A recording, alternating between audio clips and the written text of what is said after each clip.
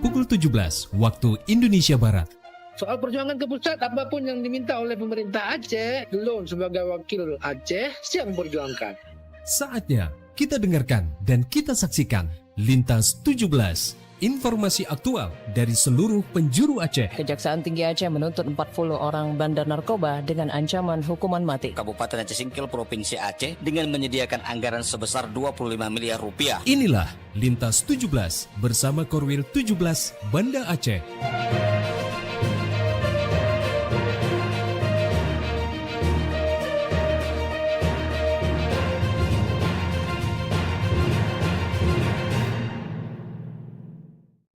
Assalamualaikum warahmatullahi wabarakatuh.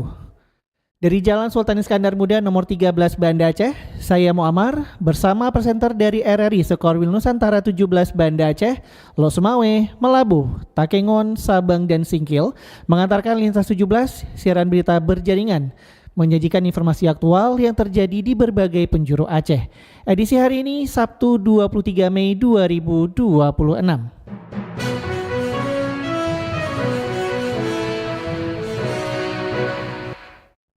Berita utama yang dapat Anda simak sore ini diantaranya Wakil Menteri Kesehatan Republik Indonesia Dante Saxono Harbuwono melakukan kunjungan kerja ke Provinsi Aceh. Sementara itu, Bupati Gaya Luas perjuangkan percepatan pembangunan Huntap.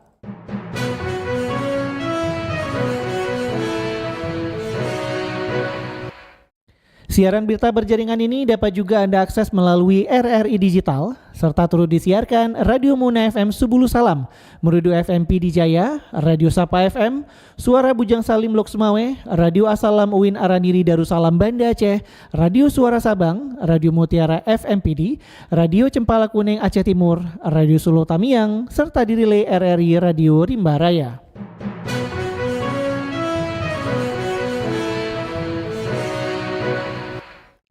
Baiklah saudara, berita pertama kami mulai dari Kutaraja, Banda Aceh.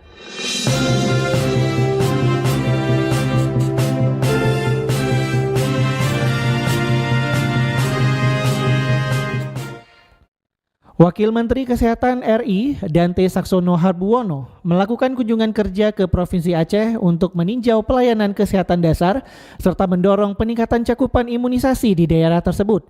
Menurut Wamenkes, cakupan imunisasi di Aceh masih cukup rendah sehingga menimbulkan ratusan kasus campak. Informasi selengkapnya disampaikan Munjir Budiana. Wakil Menteri Kesehatan Dante Saxono Harbuwono melakukan kunjungan kerja ke Provinsi Aceh untuk meninjau pelayanan kesehatan dasar serta mendorong peningkatan cakupan imunisasi. Dalam kunjungannya, Wakil Menteri Kesehatan didampingi oleh Ketua TPPKK Aceh Marlina Muzakir, Wali Kota Banda Aceh Iliza Sa'duddin Jamal, Kepala Dinas Kesehatan Aceh Ferdius, serta sejumlah pejabat terkait lainnya. Dalam kunjungan diawali ke Posyandu atau Pusat Kesehatan Keluarga di Desa Panteri, Kecamatan Lumbata, Banda Aceh. Di lokasi tersebut, Wamenkes berdialog langsung dengan masyarakat dan meninjau pelayanan kesehatan bagi anak-anak, balita, remaja, hingga lansia. Menurut Dante, konsep posyandu kini telah berkembang menjadi pos kesehatan keluarga yang tidak hanya melayani balita, tetapi juga seluruh kelompok usia. Ia menilai pelayanan di Posga Panteri dapat menjadi contoh bagi daerah lain. Ia juga menyoroti pelayanan bagi pasien pasca stroke yang tetap dapat memperoleh pengobatan di posyandu karena tersedia tenaga kesehatan seperti dokter dan bidan. Usai meninjau Posga, Wamenkes melanjutkan kunjungan ke Puskesmas Lumbata. Di sana ia turut memberikan vaksin imunisasi tetes kepada balita serta mengecek fasilitas pelayanan kesehatan yang tersedia. Dalam kesempatan itu, Wamenkes menyoroti rendahnya cakupan imunisasi di Aceh. Secara nasional, cakupan imunisasi pada tahun lalu mencapai 80,2%, sementara target pemerintah sebesar 90%. Namun di Provinsi Aceh, cakupan imunisasi baru berada di angka 33%. Menurutnya, rendahnya imunisasi di Aceh dipengaruhi sejumlah faktor, termasuk masih adanya anggapan keliru di masyarakat terkait efek imunisasi serta keputusan keluarga yang bergantung pada persetujuan kepala keluarga. Jadi kenapa saya memilih untuk melakukan kunjungan di Banda Aceh, di Aceh terutama? di Aceh ini ada beberapa masalah. Salah satu di antaranya adalah masalah tentang cakupan vaksin imunisasi yang masih rendah. Kita tahun kemarin itu imunisasi itu mencapai 80,2 secara nasional. Target kita harusnya 90%. Masih ada PR banget. Untuk di Aceh, Provinsi Aceh, itu cakupannya masih 33%. Dan tim mengungkapkan rendahnya cakupan imunisasi berdampak pada meningkatnya kasus campak di Aceh.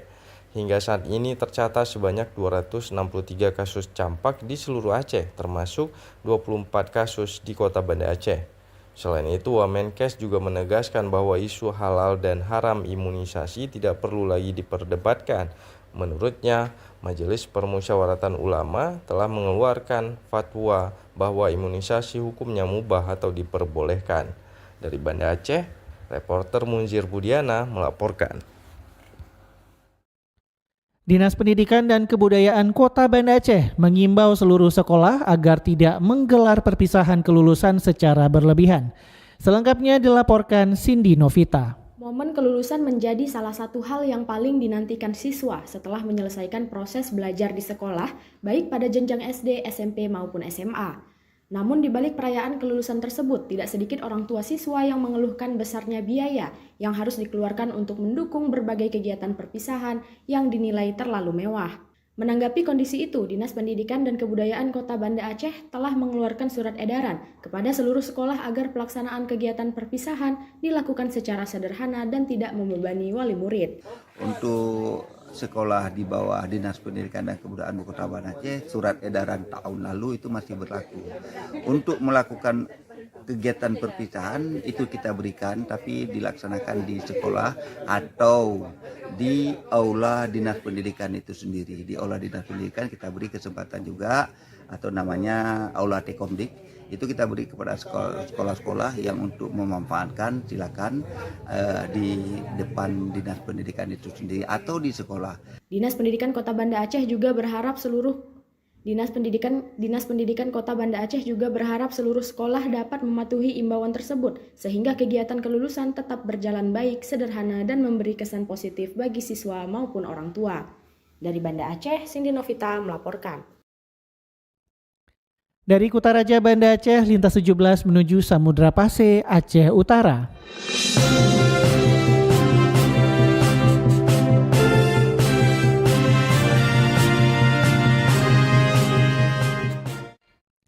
Anggota DPD RI asal Aceh, Haji Sudirman, yang akrab disapa Haji Uma, menyoroti realisasi upah buruh harian pada pembangunan proyek koperasi Desa Merah Putih atau KDMP dinilai berada di bawah standar sebesar Rp80.000 per hari dan tukang Rp130.000 per hari.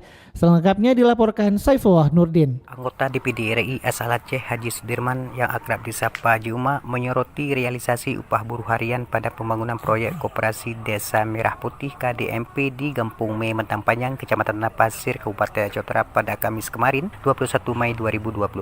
Sorotan itu dilakukan setelah ada laporan dari sejumlah warga terkait upah buruh harian lepas yang dinilai berada di bawah standar sebesar Rp80.000 per hari dan tukang Rp130.000 per hari dan sangat jauh dari standar biaya hidup layak dan tidak sebanding dengan beban kerja di lapangan, sehingga warga setempat menolak untuk bekerja. Merespon laporan tersebut, Haji Uma bersama stafnya Hamdani juga turut didampingi Ketua KDMP Desa setempat langsung turun ke lokasi untuk meninjau proyek secara langsung. Namun sesampai di lokasi, ia justru mendapati tidak ada satupun warga lokal yang dilibatkan dalam pembangunan proyek tersebut. Anggota DPD RI asal Aceh Haji Sudirman atau Haji Uma menyebutkan seharusnya perekrutan tenaga kerja harus dibuka seluas-luasnya untuk masyarakat di desa setempat. Jika tenaga kerja dari luar daerah justru memangkas kesempatan warga lokal. Seharusnya, kata Haji Uma, ada publikasi dan transparansi kepada masyarakat. Siapapun yang mengambil ranah pembangunan ini, gajinya harus mengikuti standar upah minimum regional atau UMR agar dampak ekonominya langsung dirasa oleh warga. Itu seharusnya harus ada satu publikasi kepada masyarakat semua, siapapun yang mengambil ranah pembangunan ini ya. Harus ada transparansi, kemudian juga gaji harus memang mengikuti standar upah minimum regional. Bagaimana kita mengakomodir semua keinginan masyarakat dan tidak melupakan aturan dan perundang-undangan. Jadi harus gajinya sesuai standar upah minimum regional ya. Kemudian yang kedua, ini harus dibuka seluas-luasnya untuk bagaimana merekrut tenaga kerja yang ada di desa tempatan, desa setempat. Dalam kunjungan tersebut, Haji Umar juga tidak fokus pada pembangunan proyek KDMP, namun turut melakukan pengawasan langsung terhadap implementasi dua program strategis nasional lainnya, yakni program Jaga Desa atau Jaksa Garda Desa dan Penghijauan Desa. Sementara pelaksana proyek KDMP Gampung Me Mantang Panjang, Mansur membantah upah buruh di bawah standar karena sebelumnya sudah ada pertemuan dengan warga setempat terkait nominan upah buruh harian. Upah harian yang ditawarkan tersebut itu sesuai dengan kemampuan atau menurut skillnya. Demikian Seplah Nurdin melaporkan. Kurban digital dinilai tetap sah secara syariat selama niat proses penyembelihan hewan dan distribusinya dilakukan sesuai ketentuan. Selengkapnya dilaporkan Anita Diana. Perkembangan teknologi digital dinilai membawa kemudahan dalam pelaksanaan ibadah kurban tanpa menghilangkan nilai utama ketakwaan dan keikhlasan kepada Allah Subhanahu wa Ta'ala. Hal tersebut disampaikan Mirja Gunawan kepada RRI Lok Semawe terkait fenomena kurban digital di era modern. Dalam pemaparannya, Tengku Haji Insinyur Mirja Gunawan menjelaskan bahwa perbedaan utama antara kurban digital dan kurban konvensional sebenarnya bukan pada niat ibadahnya, melainkan hanya pada metode pelaksanaannya. Menurut Mirja Gunawan, kurban konvensional identik dengan suasana memilih hewan langsung di kandang, proses tawar-menawar hingga kebersamaan masyarakat saat penyembelihan. Sementara kurban digital memanfaatkan teknologi melalui aplikasi dan sistem transfer yang mempermudah masyarakat dalam beribadah. Kurban digital tetap sah dan memenuhi syariat asal seluruh rukunnya dijaga dengan tepat dan cermat. Karena dalam Islam yang penting bukan aplikasi atau tampilannya, tetapi niat, hewan, waktu penyembelihan dan tata caranya. Rasulullah SAW bersabda, "Innamal a'malu binniyat." Sesungguhnya amal itu tergantung niatnya, dan ini hadis sahih riwayat Bukhari dan Muslim. Kalau niatnya ibadah karena Allah, lalu hewannya memenuhi syarat syariah, sehat, cukup umur, disembelih sesuai dengan ketentuan agama, maka kurban digital juga insya Allah sah dan bernilai pahala. Ia menjelaskan bahwa kurban digital tetap sah secara syariat selama seluruh rukun dan ketentuan ibadah dipenuhi dengan benar, mulai dari niat, kondisi hewan kurban, waktu penyembelihan, hingga tata cara penyembelihan sesuai syariat Islam. Menurutnya, Islam merupakan agama yang fleksibel dan mampu mengikuti perkembangan zaman selama prinsip-prinsip syariat tetap dijaga dengan baik. Dalam kesempatan tersebut, Mirja Gunawan juga mengingatkan pentingnya memilih lembaga kurban yang amanah, transparan, dan memiliki legalitas jelas agar proses penyembelihan serta distribusi daging benar-benar sesuai ketentuan agama. Disinilah pentingnya amanah dan transparansi lembaga pelaksana. Pilih lembaga yang terpercaya, jelas legalitasnya, ada dokumentasi penyembelihannya, laporan distribusinya, bahkan kadang ada video dan foto pelaksanaannya. Sekarang teknologi bukan hanya mempermudah transaksi, tapi juga mempermudah pengawasan. Ada laporan real time-nya, ada sertifikasi hewan sehatnya, bahkan ada live streaming penyembelihan.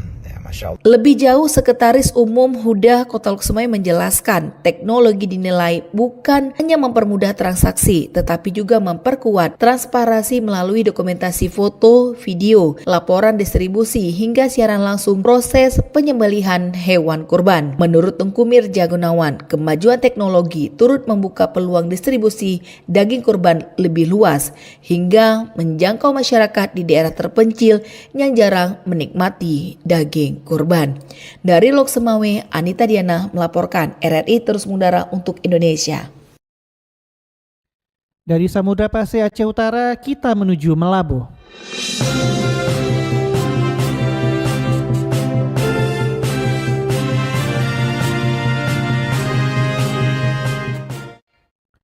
Sebanyak 43 orang CPNS di lingkungan kantor Kementerian Agama Kemenak Nagan Raya dilantik menjadi PNS, dan pelantikan tersebut dilakukan oleh Menteri Agama RI Nasaruddin Umar secara virtual.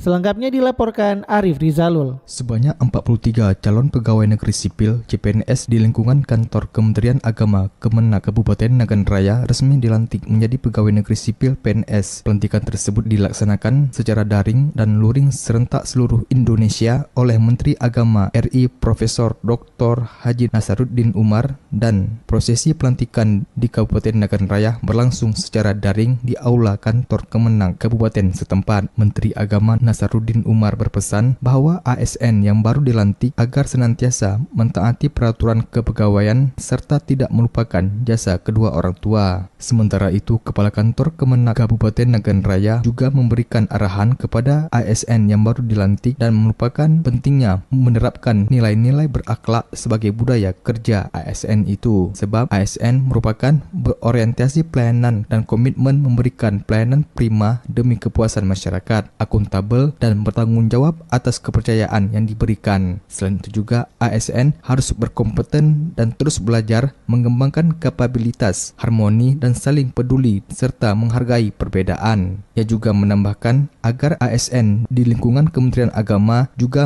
menerapkan 5 budaya kerja yang wajib diterapkan oleh setiap ASN itu. Yang pertama, integritas, profesionalitas, inovasi, tanggung jawab dan keteladanan. Pegawai Kemenak Kabupaten Nagan Raya dari total 43 PNS yang dilantik terdiri atas 39 orang guru, 1 orang perencanaan, 1 orang peranata komputer, 1 orang pustakawan, dan 1 orang penghulu. Reporter RRI Arif Rizalul melaporkan. Dari Malaboh, lintas 17 bergerak menuju dataran tinggi Tanoh Gayo.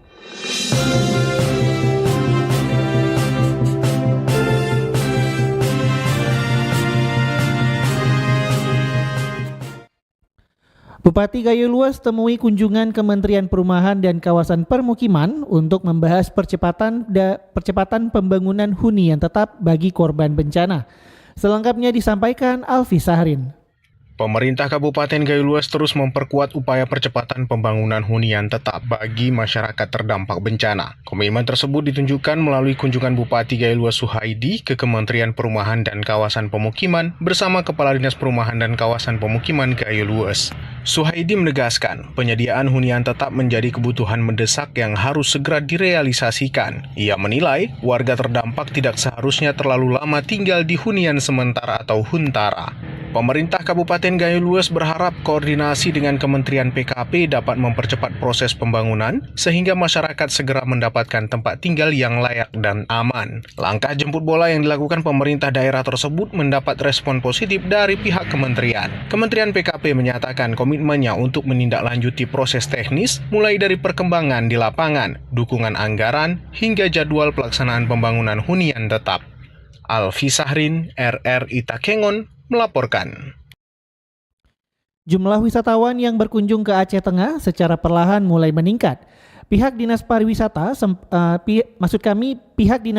setempat berharap sektor pariwisata dapat kembali bangkit pasca bencana hidrometeorologi lalu. Berikut laporan Fitra Jayadi. Kunjungan wisatawan ke Kabupaten Aceh Tengah mulai menunjukkan peningkatan dalam beberapa waktu terakhir pasca bencana hidrometeorologi yang melanda wilayah tersebut. Kepala Dinas Pariwisata Aceh Tengah Erwin Pratama mengatakan sejumlah destinasi wisata di daerah itu kini kembali aktif dan mulai ramai dikunjungi wisatawan, terutama kawasan wisata di sekitar Danau Laut Tawar. Selain objek wisata, berbagai fasilitas penunjang seperti hotel, penginapan, coffee shop, dan tempat kuliner juga tetap tersedia untuk melayani pengunjung yang datang menikmati suasana dataran tinggi Tanoh Gayo. Menurut Erwin, jika sebelumnya para pengunjung masih dominasi wisatawan lokal, maka saat ini wisatawan dari berbagai daerah sudah mulai berdatangan meski jumlahnya belum sepenuhnya normal. Wisatawan itu yang awal beberapa bulan kebelakang itu kebanyakan daripada wisatawannya hanya wisatawan lokal saja. Dalam hal ini hanya beberapa yang dari luar kabupaten. Namun demikian dalam beberapa minggu kebelakang ini sudah mulai ramai dikunjungi, baik itu wisatawan dari daerah lain, walaupun mereka hanya melakukan aktivitas seperti adanya kegiatan dari dinas terkait, kemudian ada juga yang memang khusus untuk melakukan wisata. Kadis Pariwisata Aceh Tengah Erwin Pratama menambahkan kondisi akses jalan yang belum pulih sepenuhnya masih menjadi salah satu kendala untuk meningkatkan kunjungan wisatawan ke daerah tersebut. Kendati demikian, berbagai upaya akan terus dilakukan pihaknya, termasuk melakukan promosi melalui media sosial sehingga wisata Aceh Tengah dapat benar-benar pulih seperti sebelum bencana lalu. Pitra Jayadi, RRI Takengon, melaporkan. Anda sedang mendengarkan Lintas 17 dari Korwil 17 Banda Aceh.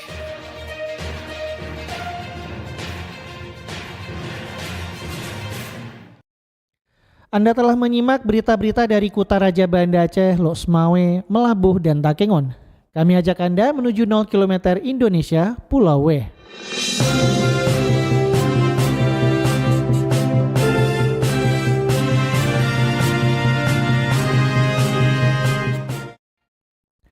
Wisata Bahari Gampong Iboh, Kota Sabang terus menjadi favorit wisatawan karena keindahan pantai Tepin Layu dan Pulau Rubiah. Panorama laut jernih serta pesona bawah laut yang alami membuat pengunjung betah menikmati suasana wisata di kawasan tersebut.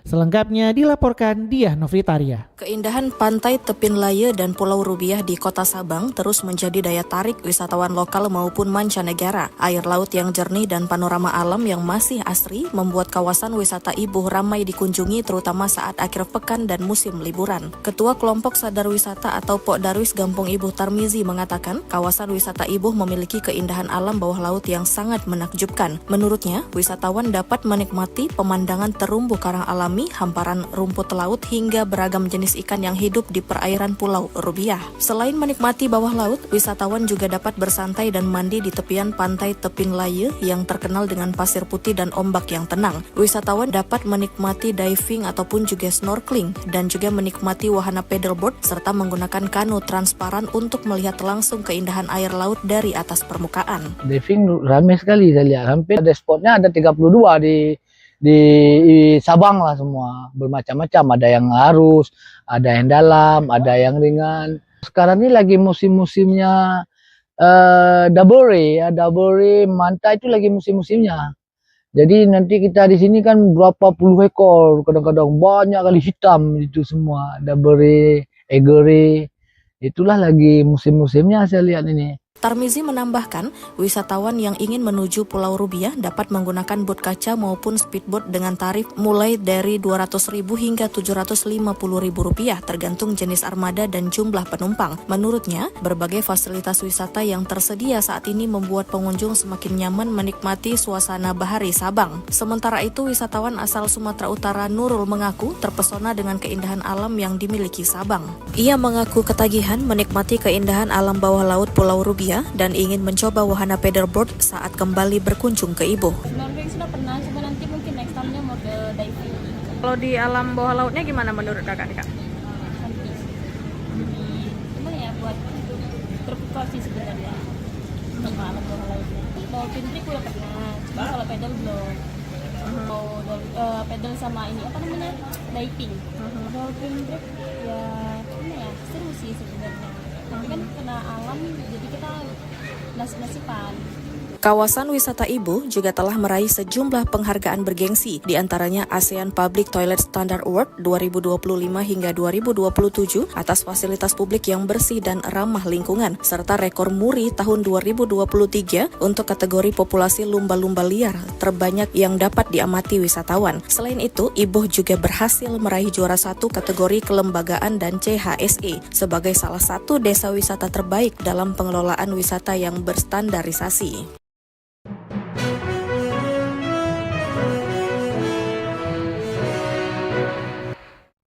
Dengan berakhirnya laporan tadi, berakhir sudah Lintas 17 sore ini. Berita utama dari RRI sewilayah batas Lasar Korwil 17 Banda Aceh. Atas perhatian Anda kami ucapkan terima kasih. Wassalamualaikum warahmatullahi wabarakatuh. Sekali di udara, tetap di udara. Demikian Lintas 17 sore ini. Produksi Korwil 17 Banda Aceh.